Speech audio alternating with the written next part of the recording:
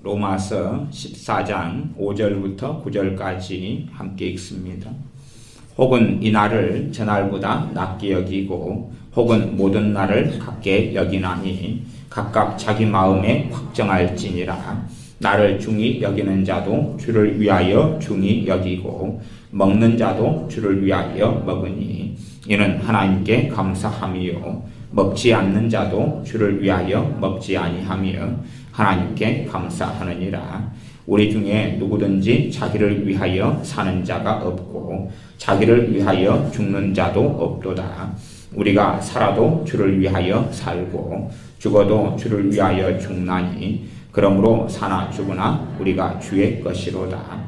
이를 위하여 그리스도께서 죽었다가 다시 살으셨으니 곧 죽은 자와 산 자의 주가 되려 하심이니라. 아멘. 과거 유대교회에서 이제 초대교회가 일어나고 그리고 하나님의 말씀 신약 성경을 통하여서 교회가 계속하여 세워져 가고 있을 때에 가장 문제점 중에 하나가 어떻게 구약 성경을 해석할 것인가, 어떻게 율법을 해석하고 볼 것인가. 또한 유대인으로서 예수를 믿게 된 많은 예루살렘 교회 교인들이나 또 할례당들이 많이 있었는데 어떻게 할례를 해석하고 어떻게 절기를 보내고 어떻게 안식일을 보내고 어떻게 유월절을 보내고 할 것인가. 이거에 대한 고심점들이 많이 있어 왔습니다. 지금 시대는 이제 점점 이 교회가 타락한 교회 시절에 어마어마한 많은 절기들을 만들어냈습니다. 그리고 종교 개혁기를 통하여서 다시 절기들을 축소시키고 줄여갔습니다. 어떤 면에서는 다시금 점점 우리는 절기 속에 다시 들어가는 현상도 있습니다. 이번 앞주는 고난주간으로 지나왔고 오늘이 부활주일이 됩니다. 그러면서 우리가 고난주간이라는 한 주간을 보내면서 우리의 습성이 그렇게 될 수 있습니다. 고난주간에 인터넷을 안 하고 고난주간에 좀 금식하고 고난주간에 좋은 음식을 먹지 않고 고난주간에 덜 웃고 관광 가지 않고 구경 가지 않고 그렇게 살아갈 수 있습니다. 근데 문제는 어떤 문제가 벌어질 수 있냐 그러면 그것이 우리 개신교의 면죄부가 될 수 있습니다. 면죄부가. 내가 1년 가운데 고난주간에 주님을 생각하고 묵상하고 했다. 그러니 이제 우리는 할도를 다 했다. 나는 주님을 잘 섬겨왔다. 고난주간에 금요일이나 내가 하루에 금식했다.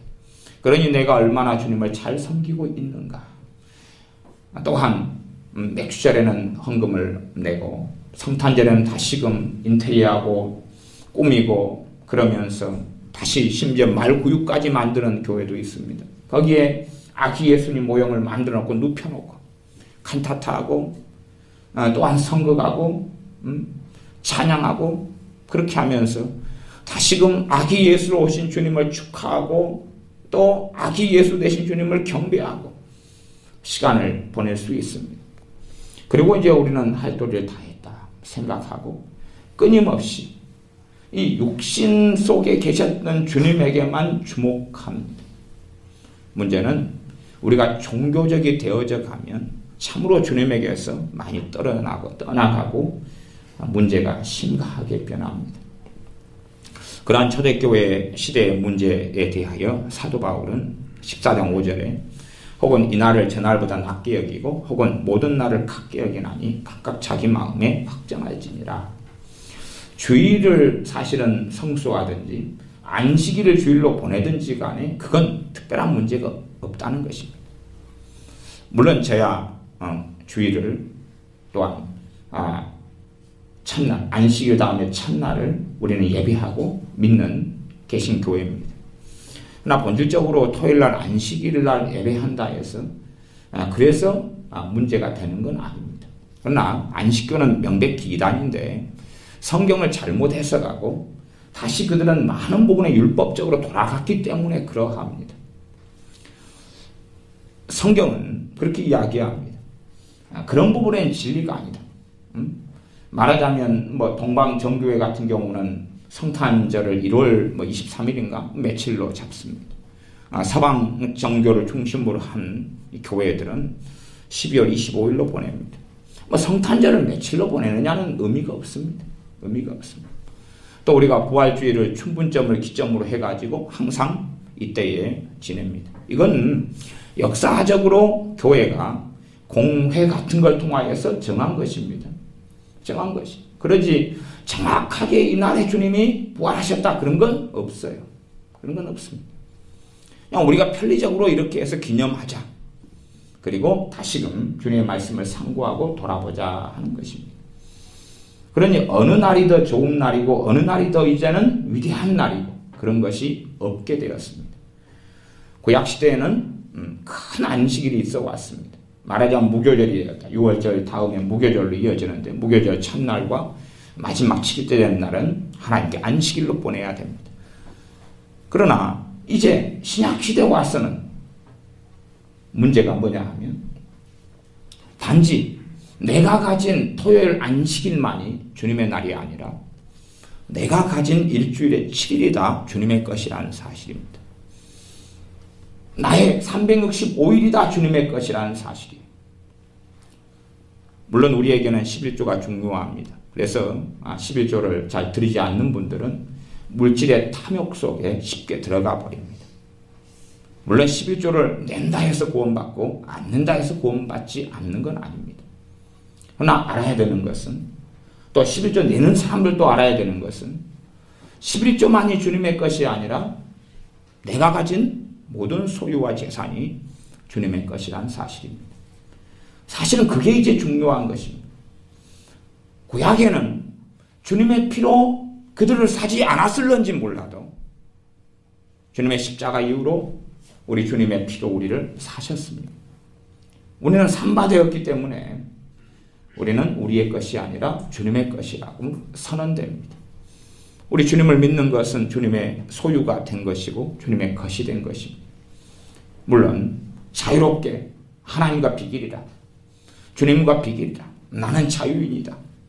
살아가는 사람들은 주님의 소유가 됐다는 것에 대하여 굉장히 기분 나빠할 것입니다.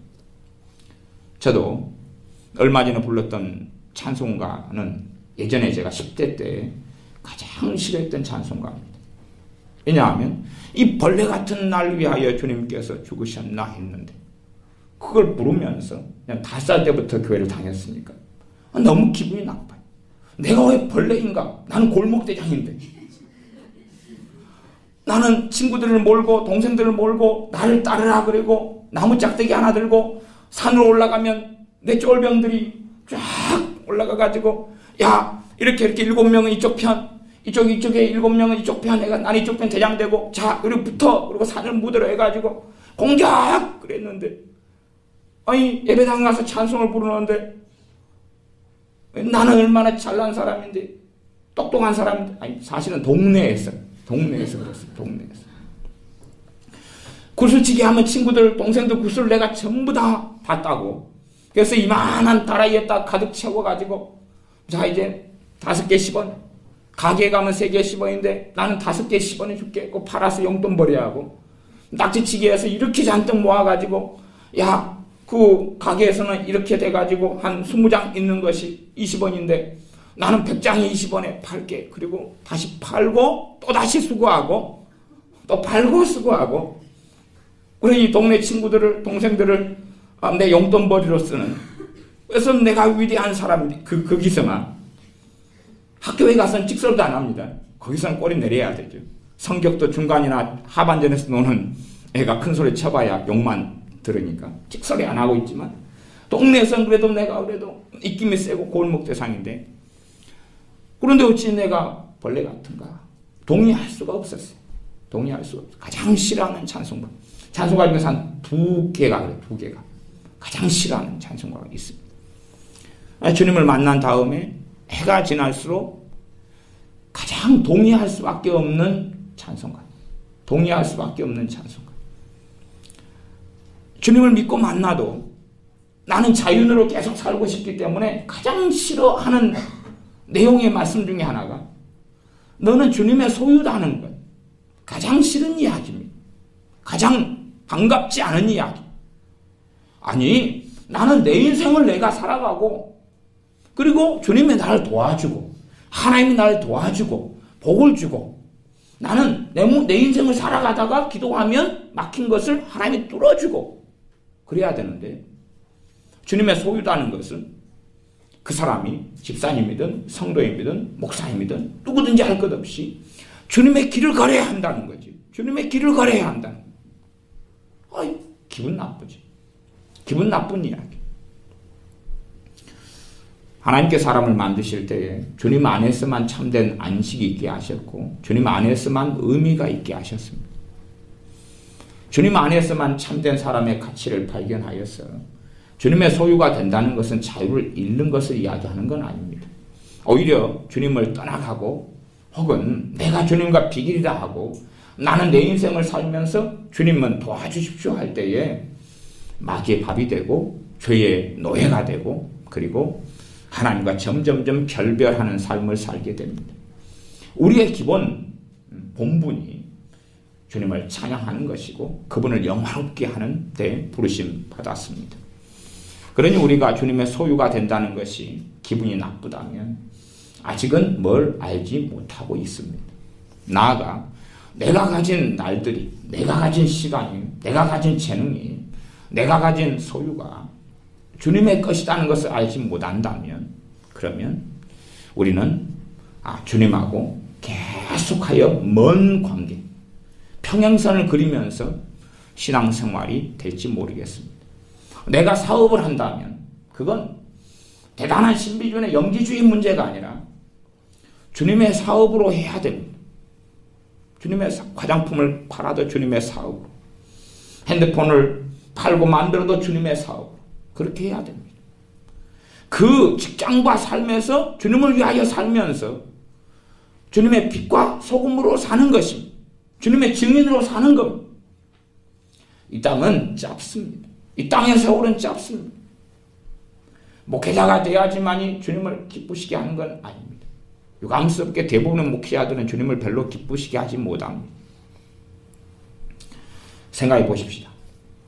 오늘이 부활주일입니다. 저는 기도합니다. 뭘 기도하냐 그러면 주님의 종이기 때문에 주님, 제가 부활주일인데 무슨 말씀을 전해야 됩니까? 기도합니다. 당연히 기도하죠. 무슨 말씀을 전해야 됩니까?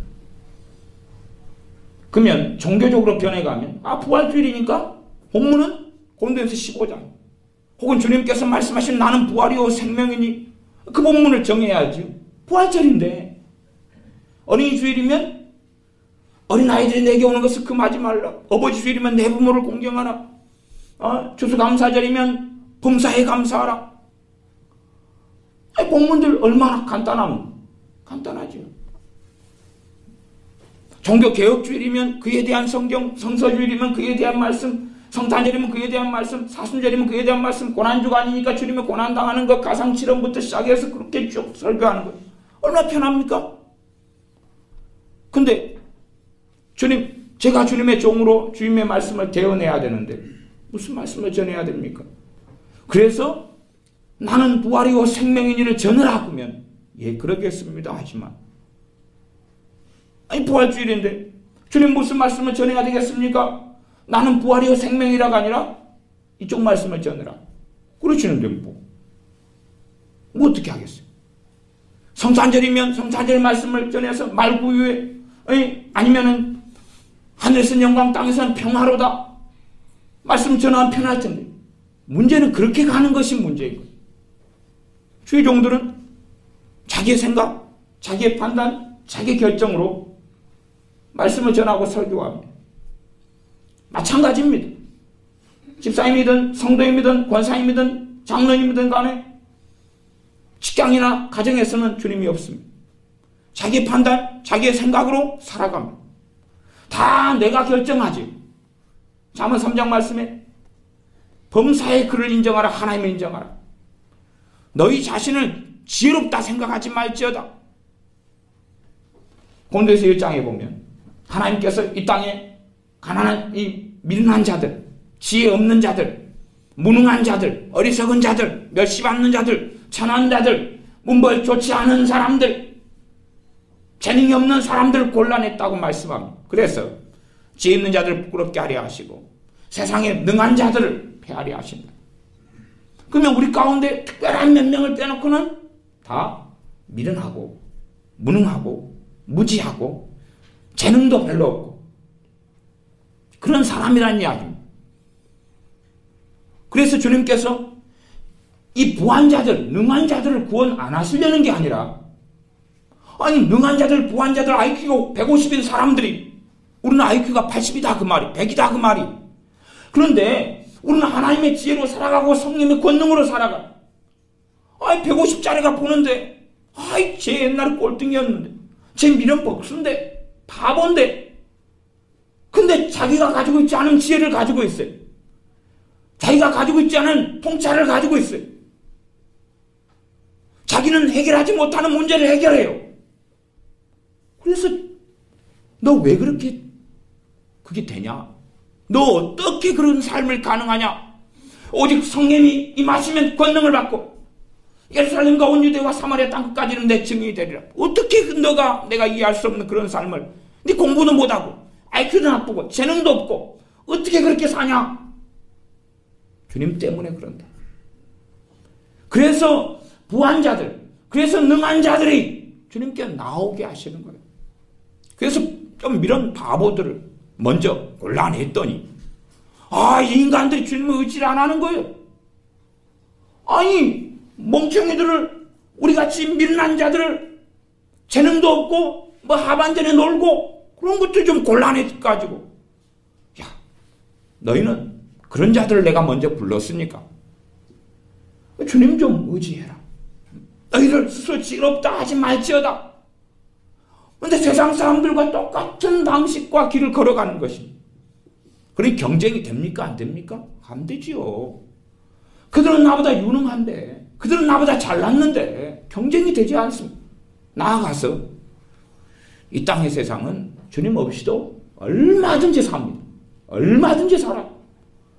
불신자들이 주님 의지하지 않고 못 삽니까? 우리 주님을 믿는 사람보다 더 잘 먹고 잘 마시고 삽니다. 못 사는 나라 같은 데는 자동차를 몰고 광야를 간다고 합시다. 가다가 기름 떨어졌어요. 어떻게 할 거예요? 주님께 기도할 수밖에 없습니다. 거기서 애니콜을 부르겠습니까? 기도할 수밖에 없어요. 가다가 엔진이 고장났어요. 답이 없어요. 그런데 우리나라는 아니 기름이 떨어져서 앵꼬가 됐어요. 애니콜! 그러면 출동해줘요. 엔진이 고장났어요. 전화 안 통하면 레카차가 와서 실어 가요. 문제가 생기면 우리는 119에 전화해요. 응급실에 가면 돼요. 택시 부르면 바로바로 와요. 그냥. 다른 나라들은 하나님의 능력이 아니면 기적이 아니면 살아갈 수 없어요. 우리는 좀 아프면 병원에 달려가면 돼요. 왜 이 땅에 성령의 기름 부으심이 사라지고 없어졌느냐? 주님께서 내가 가면 보혜사를 보내리. 그가 오셔야 된다. 내가 떠나가는 것이 더 위기다. 그렇게 말씀하셨는데 이제 우리는 성령이 없어도 돼요.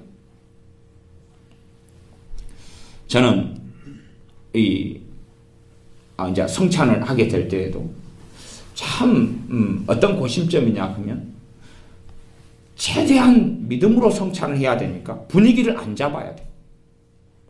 감정 정서를 신들을 가지고 또 우리 신드 집사님이 또 쳐주실 겁니다만은 그러나 분위기를 잡아가지고 감동을 자아내가지고 패션 오브 더 크라이스트를 틀어가지고 그래서 막 분위기를 채찍에 맞는데 피가 막 흘러내리는데 얼마나 아팠을까? 짠하다. 또 나 때문이라는데 그래서 1년에 한 2번 감정을 잡아보고 그렇게 어떻게 하면 그렇게 안 하고 주님의 은혜 속에 들어갈까? 믿음을 통하여 감정을 자극하지 않고 감정을 주님께 드려서 이 감정은 좋은 것인데 감정이 깨끗하게 되고 감정을 통하여 역사하시는 분은 성령님이 되게 하셔야 돼요. 내가 먼저 감동을 자아내면 내 감정은 내 것이거든요. 그러면 나는 감정적인 사람이 될 수밖에 없어요. 내 감정은 자주 뭔가가 작용해서 뭐 어디서 언제 출처도 알 수 없는 감동을 받고 감화를 받고 충동적으로 움직여요. 신앙생활 좀 무리하신 분들은 아실 겁니다. 왜냐하면 감동받아가지고 뭔가를 자주 하는 사람들이 우리 한국 사람들이기 때문에 아주 감동적이죠. 자, 그러면 10년 전에 감동을 받았어요. 그때는 정말로 하나님이 역사한 것처럼 생각해가지고 뭔가를 했어요. 한 달 지나니까, 1년 지나니까 아닌가비요. 하지만 잊어버리죠. 생각을 안 합니다. 또 그만큼 왜 생각을 안 합니까? 좀 바보들을 골라내셨거든. 아니, 민난 자들을 골라내셨으니까 감동받아가지고 그때는 좋아가지고 했는데 지나놓고 보니까 아닌가벼. 그래도 합리화하고 생각을 안 합니다. 그 다음에 또 2년 뒤에 또 감동을 받아가지고 뭔가를 한 다음에 아닌가벼 그랬는데 자기 감동은 계속 믿고 살아갑니다. 왜요? 자기가 자기의 주인이기 때문에 감정을 주님께 드리지 않습니다. 그러니 사실은 내가 내 감정으로 살아가는 것처럼 보여도 감정이 마귀의 노예가 되어서 아니 마귀가 주고자 하는 감동은 잘 받아. 그러나 내 것이기 때문에 주님께서는 내 감정을 통하여 깨끗하게 역사하는 것이다. 그러니 감정을 주님께 드리고 그리고 내려놓고 내가 믿음으로 진리의 말씀을 붙잡고 믿음으로 나아가야 돼. 성찬할 때도 믿음으로. 믿음도 성경의 내용이 있으니까 그거에 대한 동의를 하는 것을 이야기하는 게 아닙니다. 지적인 동의를 이야기하는 게 아니에요. 마음에서 말씀을 받아들이는 거예요. 받아들일 때에 말씀을 통하여 내가 정말 받아들이고 있으면 자연스러운 열매가 생겨나기 시작하는데 확신이 생겨납니다. 많은 사람들이 회개 기도를 합니다. 회개 기도를 많이 해요. 타락했던 중세시대의 교회, 그 타락한 교회, 지금은 천주교로 막 가톨릭이라고 부릅니다.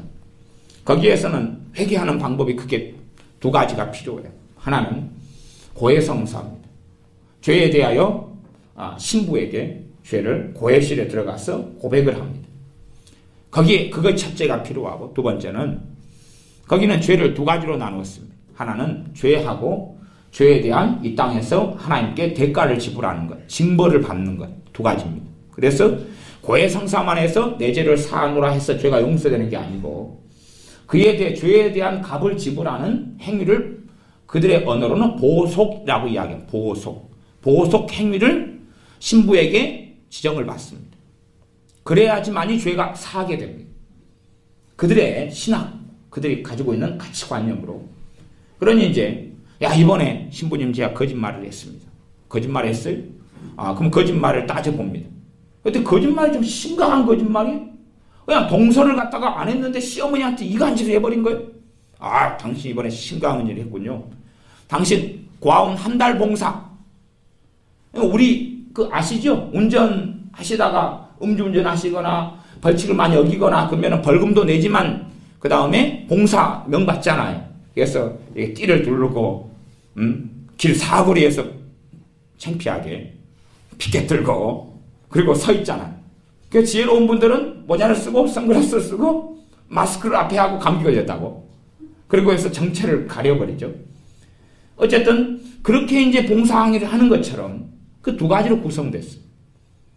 그래서 과거에 십자군 원정이 계속 이어졌을 때는 로마 도항의 이 권세가 강화됐는데 이유가 그거예요. 십자군 원정만 가면 무조건 천국 행이거든. 심지어 어디 죽었던 조상도 천국으로, 부모도 천국으로 옮겨버릴 만한 보석이 된다고 이야기한 거예요. 면죄부도 마찬가지입니다. 면죄부를 사면 찔끔찔끔 고아원 봉사, 양로원 봉사, 헌금 얼마 하고 그런 거 말고 면죄부 하나 산 걸로 죽을 때까지의 죄에 대한 보석을 다 감행해 버린다. 그래서 면죄부를 사는 거예요. 천국 가고 싶으니까. 두 가지입니다.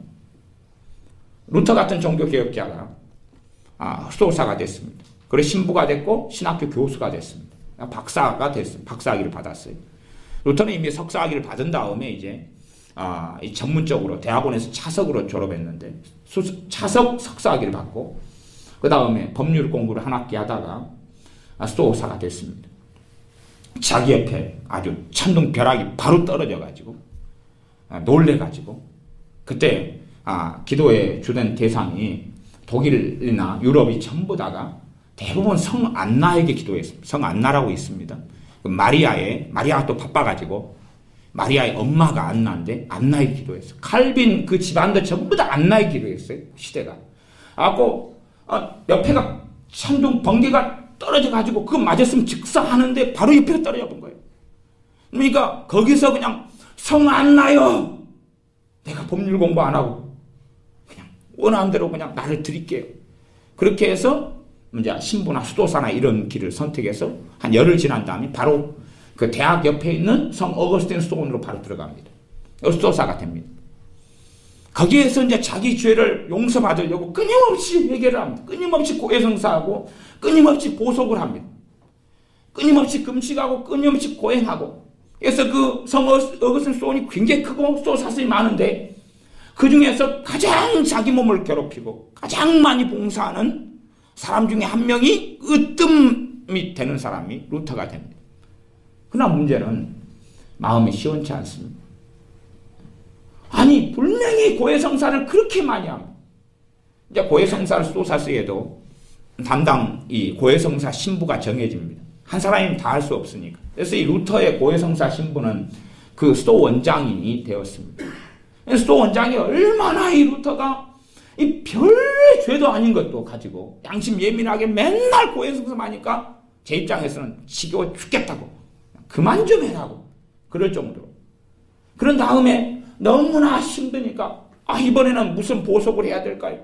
설거지 닦기를 1년 할까요? 아니면 마당 청소를 어떻게 할까요? 산에 가서 그냥 뭐 나무를 갖다가 우리식으로 한다면 하루에 그냥 등짐을 5개를 바지개를 치고 올까요? 계속 그렇게 살아도 안 돼요. 나중에 이제 이 수도 원장님이 특단의 조치를 내렸습니다. 그게 그 수도사들 중에서는 지금 천주교도 대부분 그렇습니다만은 아무도 성경을 안 읽었습니다. 아무도 성경을 읽는 사람이 없어요. 자네는 성경을 읽어야 되겠네. 그리고 성경을 루터가 혼자 읽습니다. 그러면서 루터가 깨닫게 됩니다. 그는 이 수도 원장 이분이 또한 신학교 학장이었어요. 이분이 이제 이 더 높은 데로 말하자면 총회장이나 부총회장 이런 거 있어요. 종단에 어거스틴 수도원 종단에 떠나면서 자기가 하는 신학 교수직을 넘겨줍니다. 이 교수가 돼가지고 시편 강의를 시작해요. 성경 강의가 그전에 없었습니다. 이 수도 원장 이분이 성경을 좀 읽는 분이었어요. 이분이 만든 것을 이어가지고 시편 강의하고 로마서 강의하고 히브리서 강의하고 갈라디아서 강의하고 그렇게 하면서 말씀 속에 들어오기 시작합니다. 루터가요. 그리고 그가 종교 개혁을 할 때 성경으로 돌아가자. 성경으로 돌아가자 그럽니다. 말씀으로 돌아가서 말씀을 붙잡았더니 회개가 되는 거예요. 그전에는 고해성사를 아무리 하고 보석행위를 아무리 해도 마음이 시원케 되지 않아. 죄가 용서받았다는 확신이 없어요. 고해 신부가 너의 죄를 성부와 성자와 성령의 이름으로 사하노라 선포해도 말 선포뿐이지 자기에게는 뭐 결과물이 없는데. 그런데 하나님의 말씀을 붙잡았더니 주님의 용서에 대한 말씀을 붙잡고 주님의 십자가의 복음에 대한 말씀을 붙잡았더니 죄를 그 붙잡으면서 고백했더니 용서받는다는 것을 알고 체험하는 거예요. 요즘에도 제게 많이 질문하시는 것 중에 하나가 여러 인터넷상에 뭐 설교 듣는 이런 분들부터 시작해서 어떻게 회개해야 됩니까? 이거에 대한 회개 기도는 며칠이나 할까요? 몇 달이나 할까요? 몇십이나 할까요? 하루에 몇 분 정도 하면은 용서받나요? 근데 그런 분들의 특성은 다시 루터에게로 돌아가서 그분한테 배워야 될 것 같습니다. 말씀 붙잡지 않으면 회개라는 건 안 된다는 사실. 말씀을 붙잡아야지만이 말씀이 역사해서 그 다음에 주님을 의지하게 되고 그리고 진리를 붙잡고 회개가 가능해지게 됩니다. 자, 이제 로마서 14장은 주님의 것이라고 선언합니다. 어느 날을 좋게 여기든 성탄절은 중요한 날이야. 부활절은 중요한 날이야. 그날도 주님의 날이고 그 앞날도 주님의 날이야. 이제 지금에 와서는 우리는 아셔야 됩니다.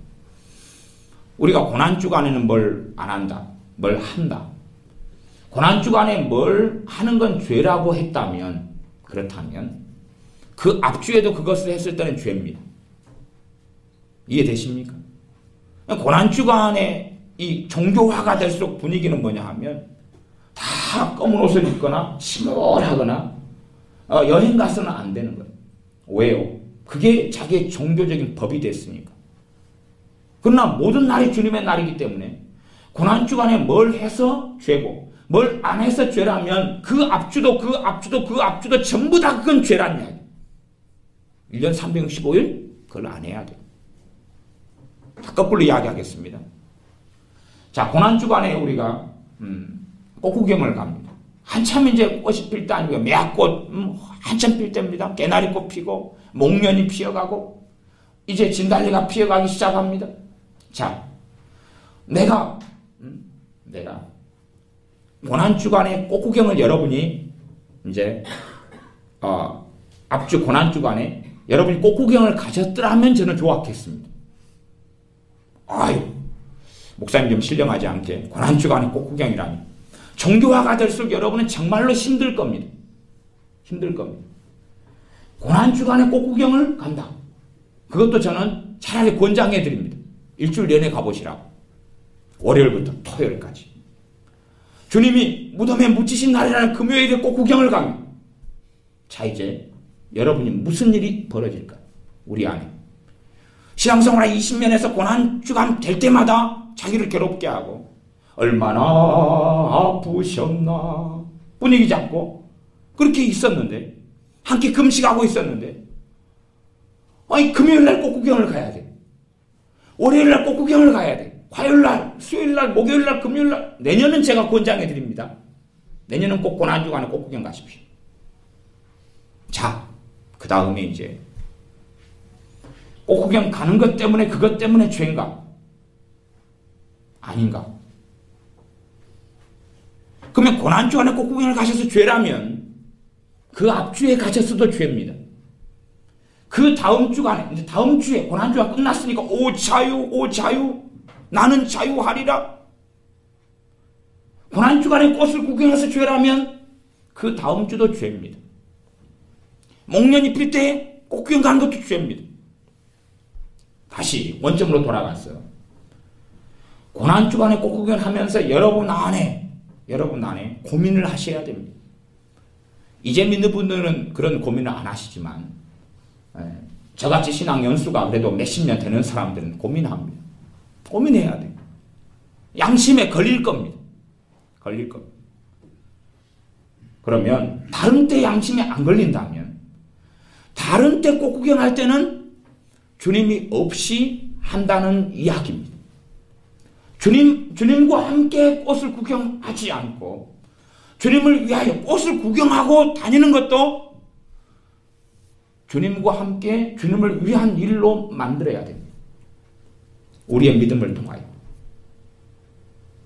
고난주간에는 더 극명하게 드러나죠. 사실상 내가 평상시에 했던 꽃구경이 때로는 관광이 때로는 내 자녀에게 치킨을 사주는 것이 내 유기였다는 것이. 그 유기의 일이라는 것이 고난주간 되면 더 명백하게 저는 드러난다고 생각해요. 기준은 더 높으니까. 더 높으니까. 그러니 우리가 고난주간의 문제 있잖아요. 과연 내가 내 남편 밥을 해주는데 그게 주님의 일인가? 그렇지 않은가? 내 남편은 일단은 어쨌든 믿든 안 믿든 간에 내가 아내로서 받은 사명 중에 하나입니다. 이제는. 그러면 내 남편에게 밥을 해줬는데 나중에 주님의 심판대 앞에 섰을 때 이 로마서 14장으로 한다면 12절 이러므로 우리 각인이 자기 일을 하나님께 직고하리라. 심판대 앞에 섰을 때 로마에 있는 신자들 심판대 앞에 다 선다고 이야기합니다. 그 심판대는 천국도 아니고 지옥도 아닙니다. 그러니까 신자 불신자가 다 모여 있는 것입니다. 그 자리는 어딘지 모릅니다. 여기에서는 천국도 아니고 지옥도 아니에요. 그러니까 우리가 죽은 다음에 천국에 주님 모시기에 먼저 간다면 심판자편은 다시 천국에 있다가 심판하도록 갑니다. 다시 주님 재림하신 다음에 심판되니까. 그러면 우리가 남편 밥 해준 거에 대하여 심판을 받아야 될 겁니다. 주님이 물으시겠죠. 그거에 대하여 어떤 사람은 상을 받을 겁니다. 어떤 사람은 너희가 주님을 섬기는 것으로 섬겨라. 종으로 너희가 부르심 받았느냐? 까탈스러운 상견이라도 죽게 하듯이 하라. 죽게 하듯이 하라. 그 말은 당연히 진짜 자기 주님 대신 우리 주 예수님은 아닙니다. 그러나 상견을 해가 주님 앞에서 상견을 섬기면 그게 누구 일이다 하는 것입니까? 주님이 영광 받으신 주님의 일이라는 것이. 어떤 사람은 우리 상견이야 이제는 직장 다니면 나보다 높은 직급의 사람들이겠지요. 그들이 원하는 대로 순종하고 원하는 대로 해도 주님께 칭찬받지 못할 사람들 대부분일 것입니다. 가정의 자녀들을 위하여 돈을 벌고 옷을 장만해주고 밥을 해주고 청소를 해도 그것 때문에 과연 누가 상을 받을까요? 사나 죽으나 우리가 모든 것이 다 주님의 것이라고 선언했는데 정말로 주님의 것으로 우리가 살아가느냐 그 말입니다. 그러니 가정 살림을 하는 시간은 내 시간, 내 소유, 내 것, 주님과 아무런 상관도 없는, 그러면서도 우리 양심은 전혀 걸리지 않습니다. 전혀 걸리지 않아요. 그리고 거기에는 주님 없이 행합니다. 자녀에게 잔소리를 합니다. 정말로 주님이 주신 지혜로 합니까? 정말로 주님께서 주신 지혜로 합니까? 우리는 결과를 압니다. 우리의 잔소리로 자녀들과 관계만 틀어져 간다는 사실. 잔소리 하면 할수록 자식이 듣고 싶습니까? 엄마가 잔소리하면 아멘 할렐루야 회개가 일어납니다. 우리 자식이 이야기하던가요? 잔소리 하면 할수록 관계가 좋아집니까? 싫어집니까? 나빠집니까? 좋아집니까? 나빠지지요. 너 뭐 좀 고쳐라. 고쳐라고 이야기한다 해서 어른인 우린들 고쳐집니까? 우리가 몰라서 못 고칩니까? 게으르다 그러면 일찍 일어나야 되겠다. 군대 아닌 한은 일어나고 싶어도 일어나집니까? 안 일어나지잖아. 잘 안 됩니다.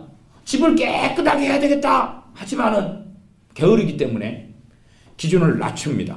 돼지우리보다 조금 나은 정도도 깨끗하다. 기준을 낮춰야지 내가 안 움직일 합리화가 되지 않습니까? 우리는 알면서도 사실은 대부분 되지 않습니다.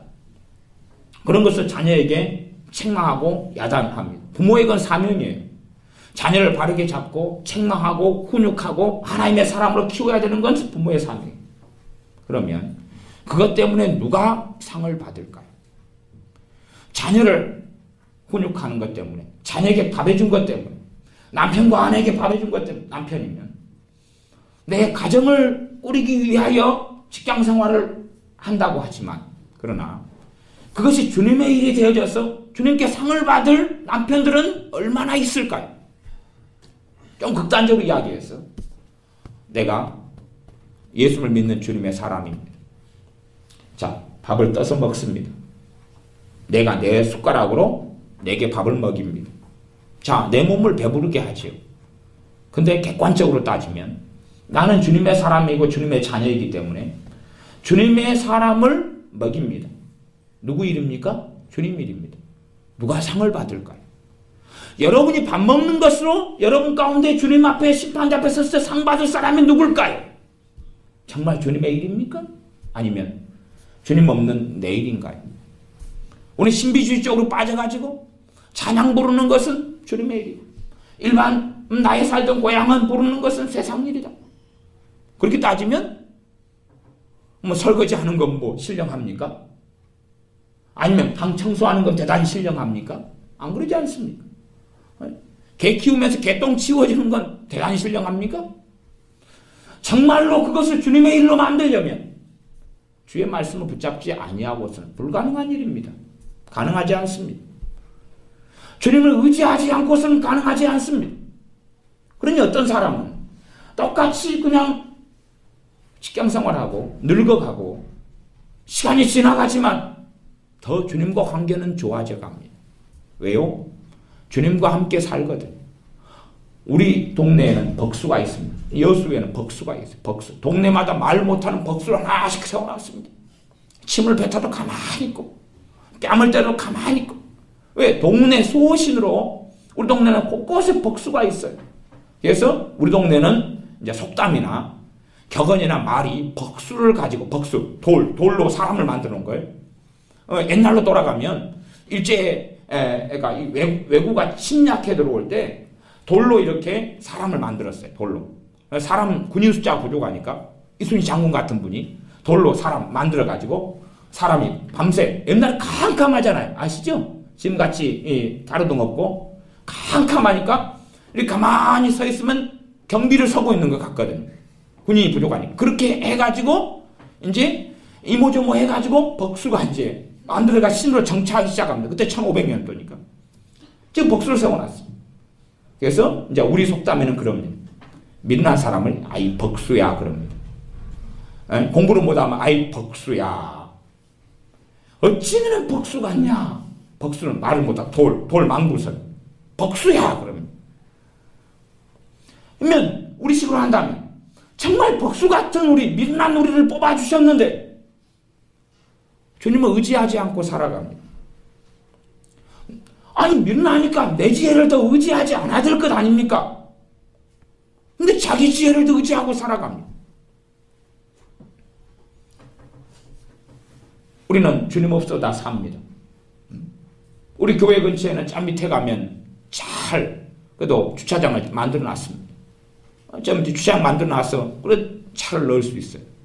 언제 예배당 주변으로 오면은 정말 여러분이 주님을 의지하는 분이라면 이까지 차를 몰고 오시면 출발하시기 전에 내 주차할 자리를 놓고 기도를 하셔야 되죠. 주님 없이도 가능하면 저기 주차장 자리 남으니까 역 앞에 주차장에 넣으시면 되고 이까지 끌고 오시려면 기도를 하셔야 하는 자리가 있어요. 물론 세상 사람들은 기도 안 해도 자기 자리 있고 없으면 딴 데 가져가면 됩니다. 그러나 주님의 사람들은 내 삶에 주님과 함께하는 삶 속에 들어가야 됩니다. 우리가 끊임없이 내 지혜로 살아도 현 시대는 문제가 없어요. 문제가 없어요. 다 잘 먹고 잘 삽니다. 그러나 내가 주인이라는 것을 끊임없이 선언하고 선포하게 될 겁니다.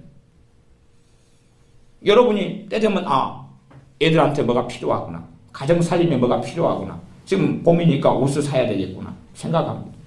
그러나 정말 여러분이 주님의 것이고 주님의 자녀를 옷 입히는 일이라면 주님께서 기뻐하십니다. 그러면 주님께 기도해야 되죠. 주님, 옷을 사야 되는데요. 옷을 사야 되는데요. 옷을 사야 되는데요. 우스갯 이야기로 어제 교회 집사님들하고 대화하면서 웃었는데, 한 걸음 들어가면, 우리 교회 집사님이 어느 회사에 직장 생활을 합니다. 직장 생활을 하는데, 회사에서 그렇게, 회사가 이제 수산물 이런 회사입니다. 그러니까 거기는 수산물이 몇 톤씩 톤으로 들어와요. 어마어마하게. 지금 이제 전어가 나올 때입니다. 그래서, 전어 좀 가져가세요. 왜 그건 이제 서로 나눠줄 수 있어요. 왜 그러냐면 나머지 이제 목적을 위해서 나머지 어마어마하게 쓰니까 직원들한테 좀 가져가라고 줘요. 그건 아무 의미가 없어요. 괜찮아요. 뭐 좀 이것 좀 가져가세요. 그러니까 안 가져갑니다. 근데 그 전날에 그랬고 어제는 우리는 전어가 나니까 수산물 시장에 우리는 가가지고 전어를 10,000원치 사가지고 교회 식구들이 같이 점심을 앉아가지고 뭐 부활절 뭐 계란도 뭐 하면서 이제 먹었어요. 그러면 그 직원들이 그 전날에 전어 좀 가져가세요 하면 누구하고 관련됐겠습니까? 주님으로부터 온 거죠. 근데 자기는 전어가 필요해 안 필요해? 안 필요해. 그러니까 아이고 안 가져가려 합니다. 그 다음에 전어만이 아니라 또 다른 것을, 다른 생선이가 뭔 것을 그걸 가져갔어요. 또 그것이 많이 들어왔어요. 가져갔어요. 그러니까 아이고 안 필요합니다. 근데 어제 그 다른 그것 때문에 또 그걸 2만원치 또 샀어요. 시장에 갔어요. 그게 필요하니까. 그것만 해도 일단은 3만원이 들었어요. 돈 3만원이 뭐 아무것도 아니지만. 그러니 하나님은 우리의 삶에 사실은 관여하고 계셔요. 관여하고 계셔요. 돈으로 다 사버려도 상관없어요. 그런데 하나님께서 우리 먹을 거, 입을 거, 필요할 거 다 아셔요. 그러면 그 전날에 뭘 가져가세요? 탐심과 탐욕을 부리라는 이야기가 아니라 내가 뭐 가지고 싶어서 욕심 때문에 그거 좀 주세요. 그러는 것도 아니고. 근데 그것이 내가 판단해서 우리 집에는 필요 없어요.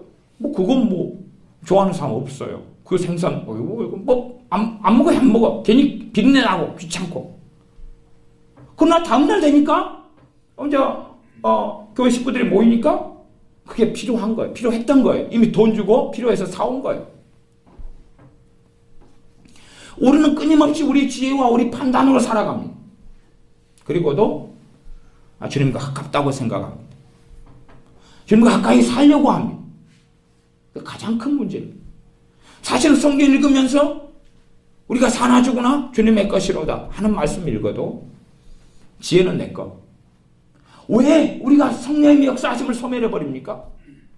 성령님께서 도와주셔야지만 우리가 주님의 증인과 주님의 사람으로 주님을 영화롭게 할 뿐만 아니라 하나님께 쓰임받는 사람, 또한 진리를 알진 진리가 너희를 자유케 하리라. 진정한 하나님 말씀을 통한 자유인으로 살아갑니다. 내가 온 것은 양으로 생명을 얻게 하고 더 풍성케 하려 함이라. 풍성함은 어디 있습니까? 주님을 삼나되 의지하지 않는데 풍성함은 어디 있습니까? 지혜에 대한 말씀을 신방 가서나 시작하다가 안 되겠다 기도하면서 잠언 강의를 시작했습니다. 잠언 강의를 지금 출애굽기 중간 하다가 10부장 하다가 한 1, 2강 하다가 잠언 이제 3번 했습니다. 너무 지혜에 대한 기초가 부족해서 잠언 1장에 보면 그렇게 말씀합니다. 자기 지혜로 막 살아가는 삶을 살다가 이제 자기 지혜로 계속 살아가니까 재앙을 만나지. 자기 지혜로 살아가니까 환난을 만납니다. 주님을 위한 환난하고 다른 거죠. 그때에 주님께서 말씀하십니다. 너희가 그때 나를 찾고 부르리라. 그러나 나는 너희를 비웃고 너희의 응답하지 아니하리라. 많은 예수를 믿는 사람들이 자기의 지혜로 계속 살아가다가 이제 문제가 크게 봉착해가지고 주님 해결해 주십시오. 주님은 명백하게 잠언 1장에서 말씀하셨습니다. 너희가 나를 불러도 만나지 못하리라. 내가 너희를 비웃을 것이다. 그러니 우리의 생활과 삶 속에서 주님 의지하고 주님 도우심과 주님의 지혜로 살아가는 여정을 완벽하지 않더라도 우리 믿음 수준에서 한 걸음, 두 걸음, 한 걸음, 두 걸음 걸어야 됩니다. 걷고 살아갈 때에 그때에 우리가 감당하지 못할 문제가 있으면 기도하면 주님께서 응답하십니다. 그러나 대부분의 우리 그리스도인들은 어떻게 삽니까? 다 내 판단, 내 뜻, 내 습성대로 살아갑니다. 내 습관대로 살아갑니다. 내 판단대로 살아가요. 자녀에게 말할 때도 그냥 내가 자녀를 보고 판단한 대로 그 다음에 말합니다. 그 다음에 말해요. 그것은 잘못된 길을 걷는 것입니다. 어제 죽을 써먹었습니다. 자, 이제 제 동생이 죽을 한참 먹다가 고개를 갸우뚱합니다. 제 동생이 강도사님이었어요. 죽을 먹다가 갸우뚱합니다. 죽을 먹다가 갸우뚱합니다. 그리고 이제 건너편 같은 상에 앉아 먹던 제 어머니께서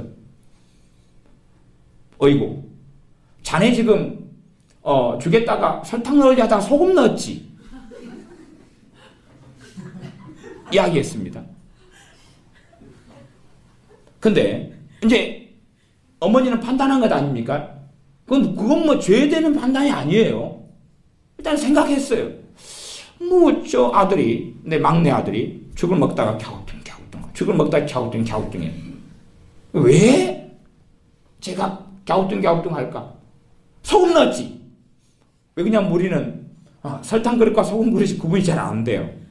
안 돼가지고 지금 그래도 교회 집사님 한 분이 라벨을 붙여놓으셨어요. 근데 라벨이 또 잘 안 보는 경우는 꼭 찍어봐야지 확신이 갑니다. 소금인가 설탕인가. 그래서 그 실수를 할 때가 있어요. 사실은 놀라운 일이 하나 벌어졌는데 지금 어제 설탕통 안에 소금하고 다 섞여가지고 지금 설탕 소금통이 돼버렸습니다. 갖고 지금 저걸 어떻게 해야 되냐. 설탕하고 소금하고 섞여가지고 그걸 부었더니 설탕 소금이 함께 들어가 있어가지고 지금 짜고 달고 그럽니다. 어제도 그런 사건이 벌어졌어요. 짜고 달고 갖고 지금 그걸 전부 다 비워가지고 한쪽에다 건너 버리지는 못하니까 전에 그런 일이 벌어져가지고 버리지 못하고 한꺼번에 묶어놨어요. 설탕 소금을 누가 섞어버려가지고 교회 식구들 가운데. 그래가지고 새로 설탕을 부어놨는데 교회 또 다른 식구가 보면서 여기 설탕 있네? 찍어 먹어보니까 설탕 쪽을 찍은 거예요. 그래서 다시 또 섞었어요. 부어가 통에다가 큰 통에다가. 그래가지고 전체가 설탕 소금이 되고 또 다시 이것을 또 다시 이제 봉투에 묶어가지고 이제 놔뒀죠. 누가 또 부으면 또 그렇게 되겠죠. 설탕 소금이 쓸 일이 뭐가 있을까? 이제 죽 먹을 때는 함께 넣잖아요. 그때는 써야 되겠다. 그러고 이제 보관 중인데 누가 또 모르면 사고를 치겠죠. 어쨌든 그런 일은 있어요.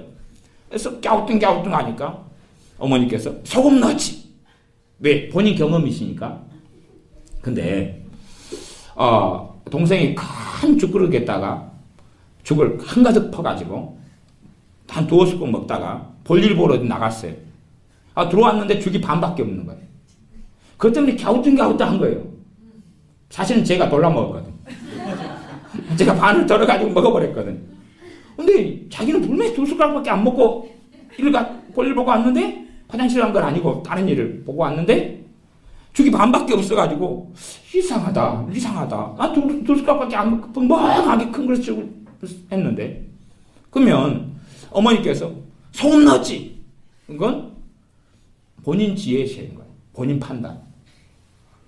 문제는 우리가 그것이 너무 익숙하다는 것입니다. 주님은 없는 삶. 아니 죄가 아니잖아요. 범죄한 게 아니잖아요. 민난 사람들을 불러놓으셨는데 우리는 똑똑하게 살아갑니다. 내 지혜로 살아갑니다. 그럴 때에 계속하여 어느 때가 되면 재앙이라는, 어느 때가 되면 큰 환란이라는, 주님을 당한 환란이면 찬양하고 기뻐하겠지만 나 주님을 의지하지 않고 내 지혜로 계속 해나가다가 환란을 당해서 기도하면 주님께서는 비웃으신다고. 너희가 그때 나를 찾으나. 하나님 백성에게 하신 말씀이 잠언입니다. 하나님 백성 이스라엘에게 하신 말씀이 잠언이지 불신자한테 한 이야기가 아니에요. 불신자한테 그때 너희가 재앙을 만나서 나를 찾으면 내가 응답해 주리라 온 게 아니라 내가 비웃을 것이다. 이게 어제 잠언 3강이었습니다. 그러니 우리가 삶 속에서 참으로 우리가 주님의 사람으로 살려면 너희는 스스로 명철하다 지혜롭다 여기지 말지어다. 범사의 그를 인정하라. 그리하면 내 길을 지도하시리라. 주님이 인정하지 않아도 사는데 지장 없습니다. 세상 사람들이 잘 삽니다. 그러나 이 땅에 70, 80인생 마치고 주님 앞에 서려면 내가 너를 위하여 피를 흘리고 내가 너를 위하여 목숨을 내놓았는데 너가 어떠한 사람으로 70, 80인생을 살았느냐? 주님께서 특별한 부르심이 아니면 몇 명 빼놓고 누가 선교사로 가겠습니까? 모두 다가 목회자면 그러면 어떻게 교회가 유지가 되겠습니까? 그러지 않지요. 다 각자 부르심이 있습니다. 그 부르심 속에서 어느 것을 예배드리는 건 6이고 예배드리는 건 0이고 직경생활은 6이다. 그런 영지주의자로 살아가서는 안 됩니다. 여러분의 설거지 가운데 주님께 드리는 설거지가 돼야 여러분의 밥그릇이든지 여러분의 자녀와 남편을 위한 밥그릇이든지 간에 주님께 드리는 또 다른 예배가 돼야 됩니다. 그렇게 만들지 않으면 여러분은 그때는 주님을 부인하는 시간이고 주님이 없는 시간입니다. 서로 여러분이 주님께 지혜를 구한다 할지라도 많은 경우 받지 못할 수 있을 겁니다. 그러나 주님을 의지하고 살아가야 됩니다. 저는 건망증이 하나님께 주시는 선물 중에 하나라고 생각합니다. 미련한 사람을 불렀으니까 주님 믿는 사람 가운데 건망증 환자들이 많을 것 아닙니까? 또 우리 주님 믿는 사람들은 상대적으로 길치들이 많습니다. 같은 길인데 그 다음에 가면 새로워요. 우리 교회 애들도 그런 애들이 많더만요.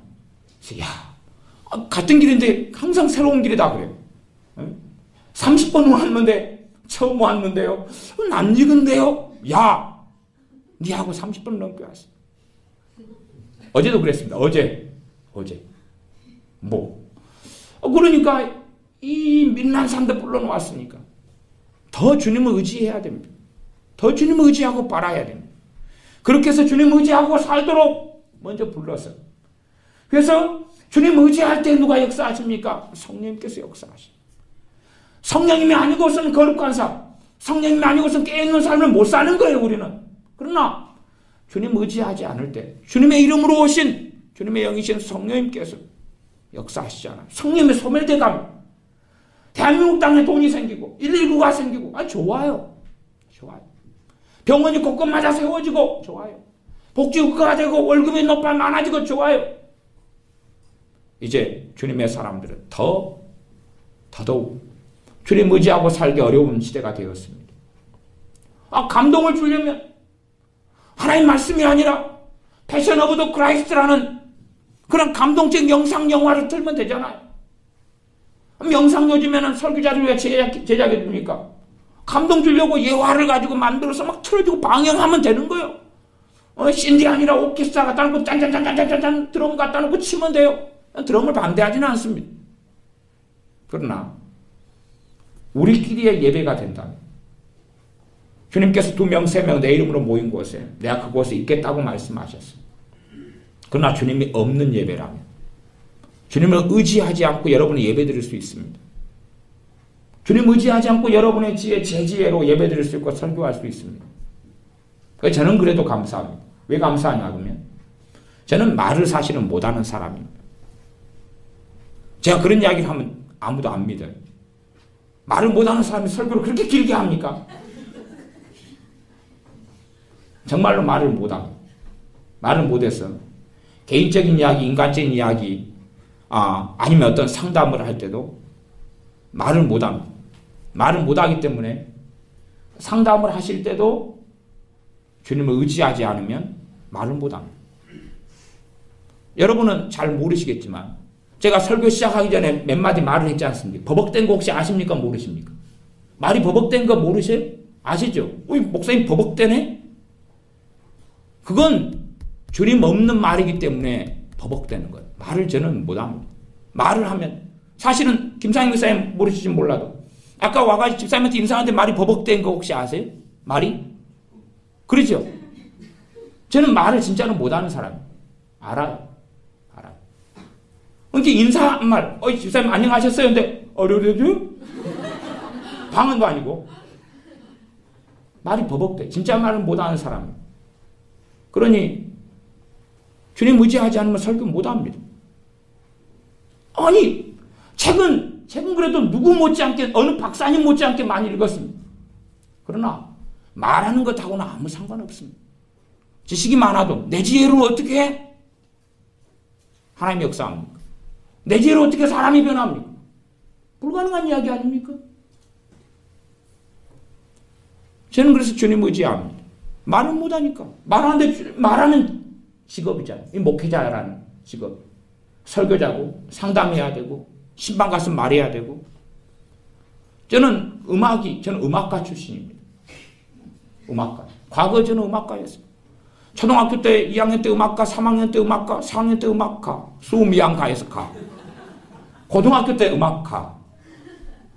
고등학교 때 시험은 간단하더라고. 참 음악성이 좋으신 분이에요. 피아노를 갖다 놓고 건반을 누르셔요. 10개를. 알아맞히면 10점이었습니다. 도 눌러요. 파! 끝날 때마다 나무로 머리를 한 대씩 때리시라고. 틀릴 때마다. 솔 누르셨어요. 솔인지 뭔지 어찌 압니까? 미! 갖고 10대를 딱 맞고 가. 음악가 출신이에요. 그러면 제가 찬양을 할 때, 저는 전도사 때도 찬양을 부르면 주변 사람들이 시험에 들었습니다. 제발 좀 찬양 좀 부르지 마라. 옆에서 같이 예배 드리는 내가 너무 당신 찬양 때문에 시험에 든다고. 그래서 제가 찬양 부를 때 뻥뻥거렸습니다. 왜? 옆에 사람들이 시험에 안 들게 해야 되니까. 그러면 저는 찬양할 때 주님 의지하지 않으면 찬양을 못합니다. 왜 제가 찬양할 때는 우리 피아노 반주 잘하시는 분들이 있어도 안 한 줄 압니까? 이게요, 제가 주님 의지하기보다는 신디나 피아노 따라가기 바빠요. 음이. 이게 주님이 아니라 저거 따라가다 보면 어디로 가는지 몰라요, 제가. 이게 제가 기준이, 제가 그리스도 교단 무반주파가 아니라 신디를 못 맞춰요, 제가. 음정 박자를 못 맞춰요. 그러니까 제가 포기한 거예요, 포기한 거. 포기하고, 이제 부르는데 주님 의지하고 부르는 거예요. 주님 의지하고 찬양하는 거예요. 그래서 옛날에 저를 음악가 출신인 것을 아시는 분들이나, 옛날 정사시대에 저를 아시는 분들은, 또 간혹 찬양을 조금씩 하면, 방골 탈퇴했네. 근데 주님 의지하지 않으면 전 똑같아요. 재능이라도 있으면 제가 주님 의지하지 않을 거예요. 재능이 있으면, 제가 말쟁이면, 말쟁이가 아닌 게 감사해요. 여러분 식양성 할 때 재능 부족하잖아. 왜 주님 의지하지 않습니까? 지혜가 부족하잖아. 아니 여러분 가운데 몇 명 빼놓고 다 또 천재라고, 사도 바울 같은 천재라고 몇 명에 들어간다고 하시면 할 말이 없지만, 통계적으로 10명 가운데 9명은 미련한 사람 뽑아놨단 말이야. 9명은, 저는 일단 9명 속에 들어갑니다. 그러니까 여러분이 천재일 확률은 좀 높아갑니다. 그러나 주님 의지하라고 불러놨으면 주님 의지하셔야지. 주님 의지하셔야 돼. 제가 어떤 설교를 금요일 날 이어서 설교를 하려고 책들을 증거물로 이렇게 가지고 쌓았어요. 설교를 하는데 주님이 이쪽 아니래요. 이쪽 아니라 해가지고 이렇게 쌓아가지고 왔다가 이쪽 설교 안 하고 딴 설교 하잖아요. 지금 또 아니라는 걸 어떻게 합니까? 왜 내 지혜를 의지하고 살아갑니까? 똑똑한 사람이 자기 지혜 의지하고 살더라 주님 앞에 섰을 때는 부끄러울 것입니다. 우리는 더 그럴 거예요. 미련한 바보들을 불러놔가지고, 야, 너희들은 나 의지하고 살 줄 알았다. 너희들은 나 의지해서 세상에 아인슈타인보다 더 지혜로운 자가, 세상에 유능한 자보다 성령의 권능을 통해서 유능한 자가 되라고 불렀더니, 어이고 세상 사람보다 더 미련해. 어찌 세상 사람보다 더 멍청하게 사냐? 그릇까지 성령님이 마셨는데 왜 그렇게 살아가냐? 우리가 주님께서 주인된 삶으로 다시 돌아서야 됩니다. 기도하겠습니다. 아버지 하나님, 우리가 참으로 어리석게 살아갑니다. 우리의 지혜를 끊임없이 의지하면서 우리 스스로 지혜롭다 여기면서 내 명철, 내 지혜, 내 판단 속에서 살아갑니다. 이 어리석은 삶이 아니라, 스스로 지혜롭다 여기는 삶이 아니라, 사나 죽으나 우리가 주님의 것으로, 주님의 피로 생명으로 우리를 사셨사오매 주님을 순종하는 사람, 복종하는 사람, 의지하는 사람, 주님 없이 살지 않는 사람, 또한 성령 하나님이 아니시면, 성령님의 기름 부으심이 아니시면 참된 그리스도인의 주님의 증인으로 제자로 살 수 없사온즉 성령을 보내셔서 성령 의지하고 살게 하셨건만 성령 없어도 되는 삶을 살아왔던 것을 고백하며 회개합니다. 용서하여 주시고 참으로 주님 의지하고 주님과 함께 살아가는 사람들 되게 하여 주시옵소서. 예수님의 이름으로 기도하옵나이다. 아멘.